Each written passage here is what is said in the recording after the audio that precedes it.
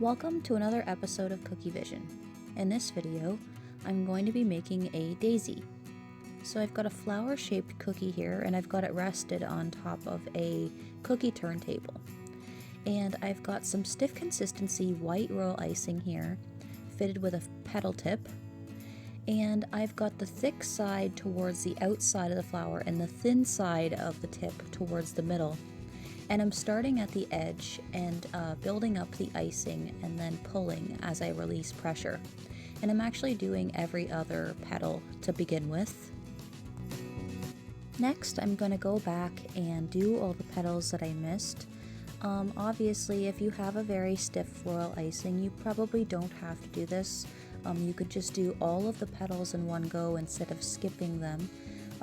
But if your royal icing is on the bit of a thinner side, this definitely helps. So this is just me being extra careful, though the consistency is pretty much on point for this. Basically, I just wanted to keep the petals as separate as possible.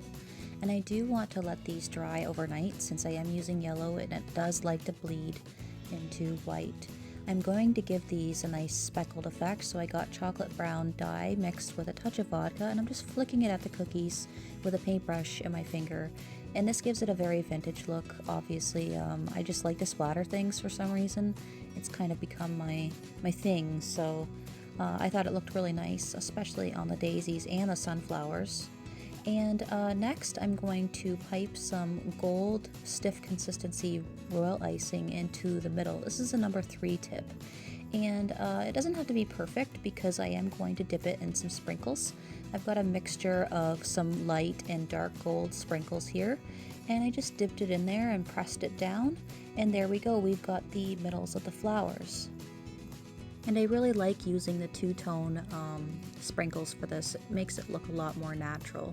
So I've done them here in white, and then I've also done some other ones in a more light pink. So thanks for watching, guys. Be sure to like me on Facebook and on Instagram. Bye!